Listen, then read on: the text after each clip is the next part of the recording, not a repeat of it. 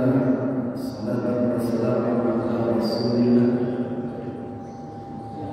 Sayyidina wa Maulana Muhammad ibn Abdillah wa ala alihi wa sahbihi wa wala. Saya hormati orang-orang tua saya, pengurus masjid, masyarakat, alim ulama, jamaah pandai, kita semua yang hadir pada subuh ini. Mudah-mudahan kehadiran kita Bapak Ibu jemaah rahimakumullah Allah memberikan istiqamah. Amin. Sebab di dalam Al-Quran Allah sebutkan, innal ladzina qalu rabbuna Allah tsumma istaqamu tatanazzalu 'alaihim malaikatu alla takhafu wa la tahzanu wa abshiru bil jannati allati kuntum tu'adun. Bapak-bapak, Ibu jemaah rahimakumullah, bahkan di dalam sebuah hadis Nabi juga menyebutkan bahwa al-istiqamah khairun min alfil karamah. Istiqamah itu lebih baik daripada 1000 keistimewaan.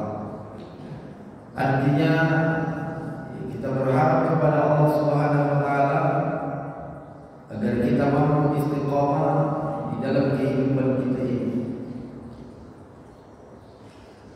Bapak Ibu jemaah rahimakumullah, pagi ini, subuh ini, saya ingin bercerita tentang kurban. Lalu kemudian pelajaran apa yang bisa kita ambil dari kisahnya Nabi Ibrahim alaihissalam. Siogianya atau semestinya setiap subuh ketika kita akan membacakan kitab Tanbihul Muqtarin yang ditulis oleh Syekh Wahab Asy-Sya'rani. Cuma karena tinggal beberapa hari lagi kita akan memasuki yaitu hari Nahar, maka untuk kesempatan itu Bapak Ibu jamaah rahimakumullah, kita ingin berbicara tentang hari Nahar itu sendiri nanti. Bapak Ibu jamaah rahimakumullah, selain daripada Rasulullah SAW yang disebutkan sebagai uswatun hasanah, artinya teladan contoh yang baik, ketika membaca tafsir Sawi jilid 3 halaman 312 baris ketiga dari atas sebelah tepi, bahwa ketika menafsirkan ayat uswatun hasanah itu komentar para ulama, penafsiran para ulama adalah iqtida'u bahwa Nabi itu kita ikuti. Jadi begitu jugalah saat kemudian kepada Nabi Ibrahim alaihissalam, maka Nabi Ibrahim alaihissalam juga banyak teladan yang bisa kita ambil dan harus kita ikuti. Sebab Bapak Ibu bisa bayangkan dan pikirkan masing-masing, Nabi Ibrahim di usianya tuanya turun syariat khitan, lalu kemudian Nabi Ibrahim dengan tidak sungkan mengkhitan. Lalu setelah itu Bapak Ibu jamaah rahimakumullah, banyak lagi syariat yang kemudian diperintahkan Allah kepada Nabi Ibrahim. Ujian kesabaran tidak memiliki anak. Ini bukan ujian kecil. Berharap kepingin anak lalu kemudian tidak memiliki anak, itu ujian yang amat sangat besar. Bapak Ibu bisa rasakan dan bisa melihat sendiri. Di sekitar kita kadang-kadang ada orang Allah berikan kekayaan, tapi tidak Allah berikan keturunan. Mungkin dia bisa tersenyum di depan orang, padahal batinnya senantiasa menangis setiap melihat anak lewat dari depan rumahnya. Barangkali mungkin orang tidak mengira itu, tapi itulah yang dirasakannya berhari-hari. Setiap dia melihat anak orang, pasti terbayang dalam benaknya, kapan ya Rabb saya punya anak. Nabi Ibrahim alaihissalam, coba lihat di dalam Al-Quran, berapa lama Nabi Ibrahim itu tidak punya anak. Bapak Ibu jamaah rahimakumullah, mungkin kalau awalnya yang hidup apalagi dia adalah panutan, tentu cibiran-cibiran keluar di masyarakat. Ya. Saya pernah ada cerita, ada kawan, mohon maaf lahir batin, dulu tidak dikaruniai anak. Apa cibiran kawan? Itulah Pak, awak-awak kadang-kadang lancip mulutnya. Tak ibu barang dulu, kata ibu pula kan. Ganti bini gitu. Kan biasa tuh Pak kan, masyarakat kalau misalnya udah gak lahir, udah lama nikah, bahkan kawan-kawannya kadang-kadang ngomporin. Emang kadang-kadang kalau gak cocok harus diganti juga katanya. Tapi Bapak Ibu jamaah rahimakumullah, Nabi Ibrahim memang tak mau mengganti istrinya, tapi memang luar biasanya istrinya Nabi Ibrahim, istrinya yang menawarkan bahwa Nabi Ibrahim suruh nikah lagi. Jadi sebenarnya Bapak Ibu, ini mohon maaf yang melenceng sedikit, termasuk hikmatul poligami. Hikmah poligami itu adalah, mohon maaf, saat misalnya seorang istri sudah tua, lalu suaminya masih muda, ketimbang dia selingkuh, mending ibu suruh suami itu poligami. Termasuk hikmahnya. Ada sebagian istri, mohon maaf, yang kurang paham agama, biarlah ibu ustaz poligami, selingkuh. Yang penting itu jangan poligami. Istri macam itu istri bonga. Namun begitu, selingkuh dosanya bodoh Pak. Apalagi selingkuh sama tetangga, itu dosanya amat sangat luar biasa. Kalau poligami dihalalkan oleh Islam, zaman sekarang ini banyak pejabat milih selingkuh ketimbang dia poligami. Sebab kenapa? Takut dia kepada istri. Saya nggak takut Ustaz sama istri, cuma memang istri saya lebih berani, sama saja. Bapak Ibu jamaah rahimahullah. Jadi begitu kata para ulama. Ini kita kalau bicara positifnya ya Bapak Ibu. Kenapa kalau begitu perempuan tidak boleh monogami, punya suami banyak? Nggak mungkin. Anak siapa nanti itu? Itu zaman jahiliyah tuh. Bahwa satu orang perempuan, kalau kita baca dalam kitab Ar-Rahiq Al-Makhlum yang ditulis oleh Syekh Syafir Rahmat Al-Mubarakpuri, satu perempuan kalau dia sudah tancapkan bendera di depan rumahnya, maka boleh digauli oleh 10 laki-laki. Saya ulang sekali lagi, dalam kitab Ar-Rahiq Al-Makhlum termasuk pernikahan yang diharapkan di masa jahiliyah, diharapkan setelah Islam datang adalah nikah yang saat perempuan itu menancapkan bendera di depan rumahnya, lalu datang 10 laki-laki, digauli oleh laki-laki. Nanti kalau hamil itu perempuan, maka yang 10 orang ini dipanggil. Lalu siapapun yang ditunjuk oleh itu perempuan, maka mesti menerima. Itu zaman jahiliyah. Lalu kemudian datang Islam diharamkan. Bersyukurlah ibu-ibu, nikah itu telah diharamkan. Sempat zaman sekarang dihalalkan juga ma'azan. Bapak Ibu jamaah rahimahumullah. Jadi Nabi Ibrahim alaihissalam, singkat cerita, bermimpilah Nabi Ibrahim setelah diizinkan oleh istrinya nikah, lalu kemudian dikaruniai anak, kan begitu ya? Dikaruniai anak. Ada riwayat yang menyebut 80 tahun Nabi Ibrahim alaihissalam berdoa kepada Allah, Rabbi habli minas sholihin. Ya Allah, berikan kepada keturunan yang saleh. Ini juga pelajaran untuk kita. Selain Nabi Ibrahim alaihissalam, doanya 80 tahun, 80 tahun baru dikasih. Kurang apa Nabi Ibrahim? Awak kadang-kadang sholat 2 kali berdoa kepada Allah, gak dikasih sama Allah, ngambek. Kalau itu gak usah doa lagi besok. Bapak Ibu jamaah rahimahullah, Nabi Ibrahim 80 tahun tidak putus asa. Tetap dia meyakini dalam hatinya bahwa Allah telah memberinya nikmat, bahwa Allah telah memberikannya nafas. Kita apa? Kita ini kadang-kadang mohon maaf lahir batin. Allah sudah berikan kepada kita segalanya, tapi kita lupa bersyukur kepada Allah. Mata Allah berikan gratis, bisa melihat, telinga bisa mendengar, mulut kita bisa bercakap, kaki kita bisa melangkah. Tapi mohon maaf lahir batin, wa qalilun min ibadiyas syakur, amat sangat sedikit dari hamba-hambaku yang bersyukur. Bahkan Umar bin Khattab pernah mendengarkan orang berdoa, Ya Allah, Allahumma ja'alni min qalil. Ya Allah, jadikan aku dari yang sedikit. Umar bin Khattab bertanya kepada orang ini, wahai orang, kenapa engkau berdoa kepada Allah? Ya Allah, jadikan aku yang sedikit. Maka kemudian kata orang ini kepada Umar bin Khattab, wahai Umar bin Khattab, saya berdoa kepada Allah, saya minta bagian orang yang sedikit, karena Allah menyampaikan dalam Al-Quran, sedikit sekali hambaku yang bersyukur. Saya berdoa kepada Allah, mudah-mudahan dijadikan orang yang sedikit itu. Bapak Ibu jamaah rahimakumullah. Jadi memang kadang-kadang kalau banyak rezeki kita, tak pandai kita bersyukur, maka rezeki kita itu taubatnya seperti bara api yang bakalan membakar kita sendiri. Saya ulang sekali lagi, kadang-kadang kalaupun seandainya Allah berikan kepada kita rezeki, tapi kalau kita tak pandai bersyukur, rezeki itu juga menjadi api yang bakalan membakar kita. Allah berikan panjang umur. Dengan panjang umur bukan makin jadi tokoh masyarakat, makin mengacau masyarakat. Itu apa sih namanya? Umur yang gak berkah. Allah berikan kepada kita harta, semakin kita kaya, semakin kita congkak, sombong, membusungkan dada, itu juga rezeki. Ya mohon maaf, rezeki yang tidak ada manfaatnya.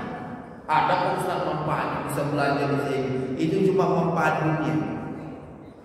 Jadi Bapak Ibu jamaah rahimakumullah, Nabi Ibrahim berdoa kepada Allah dan tidak berharap dan tidak putus asa, sampai pada akhirnya Nabi Ibrahim bermimpi. Mimpinya apa? Nabi Ibrahim ini awal manam anni asbah. Nabi Ibrahim bermimpi bahwa Nabi Ibrahim menyembelih anaknya. Setelah lama menunggu, setelah lahir pun anaknya diperintahkan hijrah. Kan begitu ya? Kisah apa sih namanya Ismail dan Hajar. Makanya Ismail ketika lahir itu apa sih namanya? Hajar lari-lari, itu yang kemudian menjadi syariat syariat, ya kan? Setelah itu Nabi Ismail alaihissalam, karena apa sih namanya padang Sahara. Jadi Nabi Ibrahim ini, Nabi apa namanya? Nabi Ismail, anaknya Nabi Ibrahim, saat lahir itu lahir, begitu kemudian disuruh hijrah. Dan Nabi Ibrahim gak ikut. Kalau hijrah ditemani suami mending. Ini hijrah Ismail kecil bersama ibunya. Kebayang Bapak Ibu betapa beratnya berharap kepada Allah. Allah berikan anak, tapi setelah diberikan anak baru kelihatan disuruh hijrah. Kalau mungkin kita lah yang disuruh macam itu, mungkin kita udah bertanya, ya Allah, emang gak ada lagi kerjaan lain? Aku udah lama nunggu, udah lahir, kemudian disuruh pula pergi anak dan istri. Tapi Nabi Ibrahim gak banyak protes. Makanya Nabi Ibrahim itu termasuk Nabi yang ulul azmi. Nabi yang banyak ujian dan cobaannya, tapi mampu melewatinya. Akhirnya Siti Hajar dan Ismail kecil pergi. Tapi begitulah, karena Siti Hajar nggak jumpa air, akhirnya dia berlari-lari. Seolah-olah karena teriknya matahari ada oase air, lalu kemudian dikejar oleh Siti Hajar, tapi tidak jumpa. Balik lagi, begitu berulang kali, sampai pada akhirnya Nabi Ibrahim alaihissalam dengan tumitnya memukul-mukulkan ke apa namanya, ke bumi dengan izin Allah, maka kemudian terpancar. Lalu kemudian dikumpulkan Zam-Zam, itu terjadi air Zam-Zam. Kalau mungkin tak terjadi begitu, tak pernah kita Bapak Ibu minum air Zam-Zam. Muruah buahnya aja lawan minumnya. Tapi alhamdulillah dengan izin Allah, akhirnya Bapak Ibu sampai hari ini kita kalau berangkat ke sana, bahkan kalau kita di Makkah sendiri itu, kita kan tinggal ngambil airnya itu untuk wudu, cuci kaki, kita ngambil aja gratis. Ya haji, tempatnya disiapin. Bapak Ibu jamaah rahimakumullah, dan sampai hari ini beton-ton loh, mobil-mobil yang nyampe ke diri kita Indonesia, nyampe kemudian ke Bangladesh, nyampe ke Singapura, nyampe ke Malaysia. Masya Allah, nggak sedikit Pak, dan tidak habis-habis. Bapak Ibu jamaah rahimakumullah, begitu dahsyat dan luar biasanya penderitaan yang dialami oleh Siti Hajar dan anaknya Ismail setelah besar. Falamma balagha ma'amusa, tak kala anaknya sudah mulai meranjak pandai ngomong, dewasa dan lain sebagainya, akhirnya kemudian Bapak Ibu berjumpa dengan Nabi Ibrahim. Setelah berjumpa dengan Nabi Ibrahim, tapi alih-alih Nabi Ibrahim bermimpi. Apa mimpinya? bahwa dalam mimpi itu amat sangat jelas dia menyembelih anaknya. Lalu kemudian Nabi Ibrahim terbangun. Setelah Nabi Ibrahim terbangun, dia mikir, betul mimpi saya dari malam itu. Apa saya nggak salah tengok dalam mimpi itu? Masa iya saya nyembelih anak? Akhirnya Nabi Ibrahim mikir-mikir. Itulah yang dikenal dengan hari tarbiyah. Senin, Ahad, inilah. Ini pagi ini tarbiyah. Kalau nak puasa, dan bisa. Bapak Ibu jamaah rahimahullah, mikir-mikir, betul tak mimpi dari mana? Akhirnya kemudian Nabi Ibrahim tertidur kembali, mimpi lagi yang sama. Itulah di Arafah. Ya. Maka Bapak Ibu jamaah rahimahullah, 8, 9, 10. 9 Dzulhijjah Nabi Ibrahim alaihissalam bermimpi kembali. Itu juga mimpinya, dia sembelih anaknya. Itu yang dikenal dengan puasa Arafah. Siapa orang yang berpuasa Arafah, kata Nabi, yukaffiru sanata madiyah, maka Allah ampuni dosanya 1 tahun yang lalu. Bapak Ibu jamaah rahimahumullah, setelah bermimpi begitu Nabi Ibrahim alaihissalam, ke-8, 9 mimpi juga. Baru kemudian Nabi Ibrahim alaihissalam melaksanakan perintah Allah. Kapan itu? Di 10 Dzulhijjah, menyembelih. Menyembelih siapa? Menyembelih Ibrahim alaihissalam.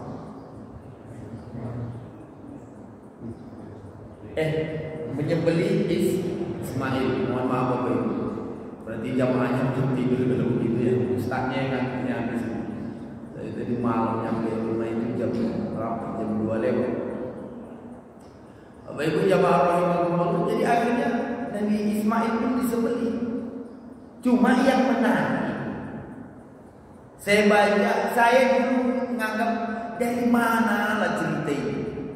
Rupanya Bapak Ibu, saya di rumah itu punya kitab tafsir, ada beberapa kitab tafsir.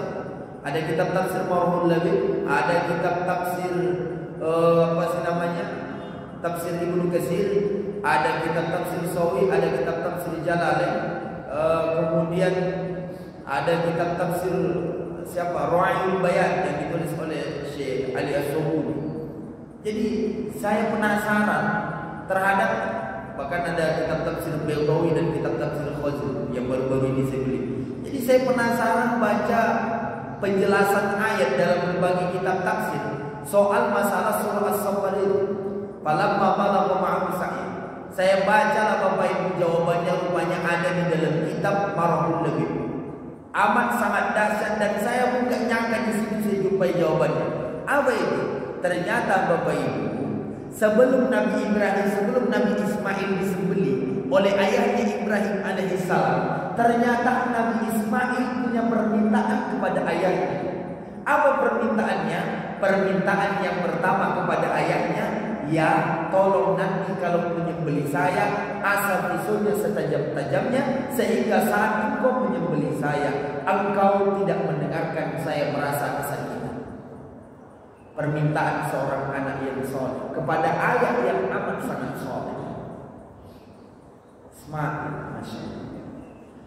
Kalau bahasa kita nya Bapak Ibu jamaah rahimahumullah, ayah tolong nanti saat engkau sembelih saya, kamu asal pisaunya yang amat sangat tajam, sehingga saat engkau sembelih aku ya tidak terasa sakit di leherku. Permintaanku yang kedua, ayahku sayang, wahai Ibrahim, tolong nanti saat engkau sembelih saya ya, engkau ikat tanganku, engkau ikat kakiku, sehingga saat aku nanti engkau sembelih ayah, engkau tidak melihatku meronta-ronta, sehingga engkau merasa iba kepadaku. Permintaanku yang ketiga ya, nanti tolong saat menyembelih aku, engkau tutup mataku, sehingga engkau tidak bisa melihat air mataku dan engkau pun tidak bisa memandang air mataku. Amat sangat dalam pengorbanan Nabi Ismail alaihissalam. Soal masalah kurban ini Bapak Ibu, Nabi Ismail alaihissalam meminta kepada ayahnya, tolong ya, engkau tutup mata dan yang engkau tutup mata sehingga engkau tidak bisa. Saat engkau dan disembelih, tolong ya, jangan usah kasihkan. Karena itulah perintah Allah Subhanahu wa taala. Ini kau akan jumpai saya dalam orang yang sabar. Akhirnya Bapak Ibu dilaksanakannya. Tapi si anak juga masih minta Nabi Ismail ketika itu. Apa yang Nabi Ismail minta sama ayahnya? Wahai Nabi Ibrahim alaihissalam, saat engkau sembelih aku nantinya, saya mohon kepadamu, tolong jangan sampai darahnya terpercik di baju, agar nanti wahai ayahku, baju itu nanti mana tahu diminta oleh ibu. Dia rindu, dan andai kata dia lihat darah, tentu ibu merasa sedih. Bayangkan Bapak Ibu jamaah rahimahumullah. Lalu kemudian Bapak Ibu jamaah rahimahumullah, Nabi Ismail alaihissalam pun masih meminta kepada ayahnya, permintaanku yang terakhir, saya mohon kepada ayah, andai kata nanti ayah sembelih saya mohon kepada ayah, jangan biarkan anak-anak kecil lewat di depan rumah kita ya. Sebab saya khawatir kalau lewat anak kecil di depan rumah kita, saya khawatir nanti ibu terbayang kepada saya. Saya khawatir ayah nanti ikat kepada saya. Bapak Ibu, kita akan kadang-kadang ingat kepada kenangan itu saat kita lihat baju anak kita yang sudah tidak ada. Kita melihat kenangan itu saat kita lihat baju mak kita yang sudah tidak ada. Kita kadang-kadang teringat dengan kenangan itu saat kita lihat bayang tempat tidur mak itu sudah tidak ada. Baru bayang itu, rupanya mak itu sudah tidak ada.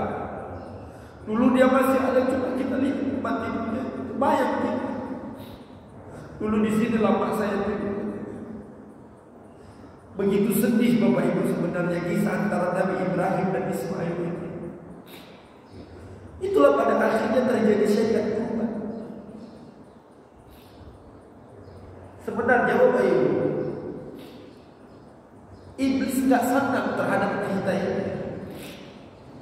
Kenapa mau Nabi Ibrahim alaihissalam Allah sudah membanggakan, wahai malaikat, lihat di Nabi Ibrahim yang dulu ketika Adam diciptakan kalian semua protes. Lihat hari ini Ibrahim alaihissalam lama tidak punya anak, setelah dia punya anak dia sembelih anaknya. Masya Allah. Siapa orang yang sanggup begitu? Kalau awak menilai kau sama Tuhan, udah lama kita tak punya anak, ibu punya anak, disuruh pulang potong. Mending gak usah punya Tuhan. Kan begitu kalau pikiran kita. Tapi Nabi Ibrahim alaihissalam hanifah muslimah,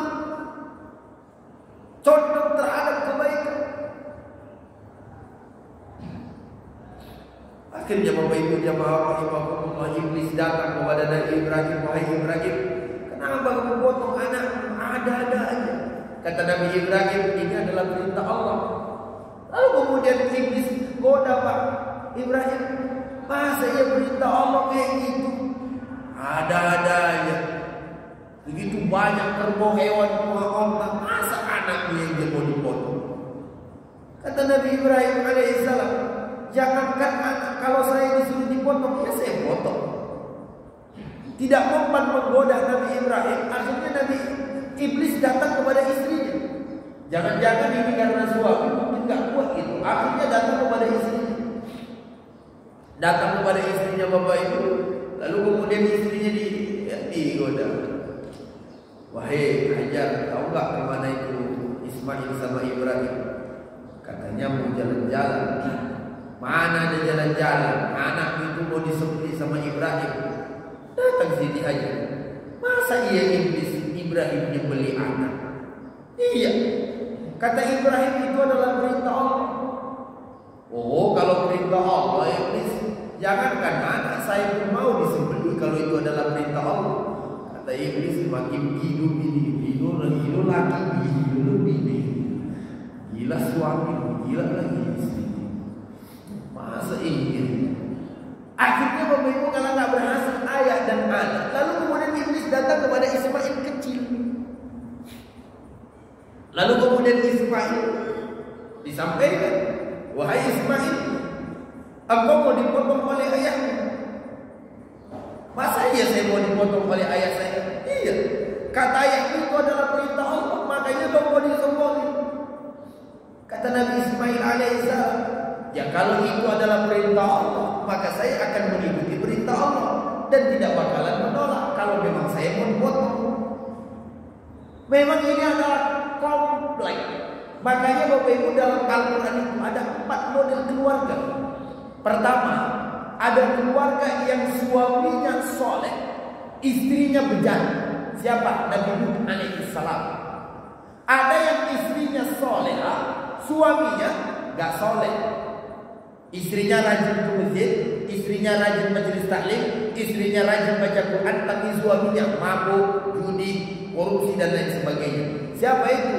Model Fir'aun dan istrinya Aisyah. Lalu ada model rumah tangga yang ketiga dalam Al-Quran. Model rumah tangga apa?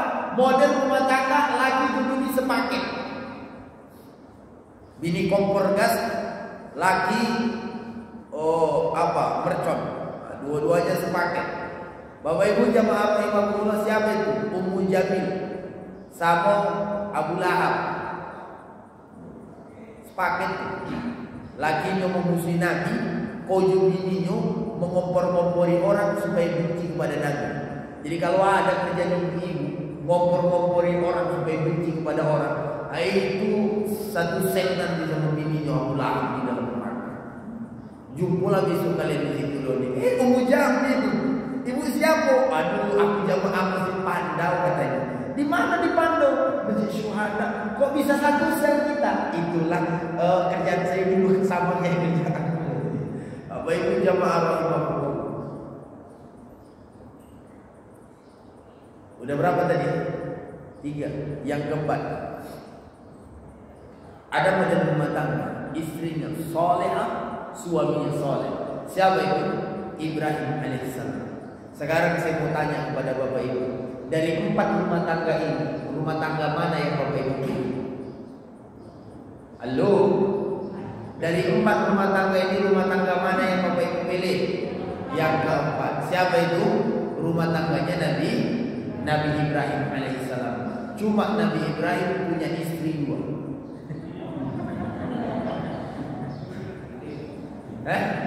Mana yang Bapak Ibu pilih?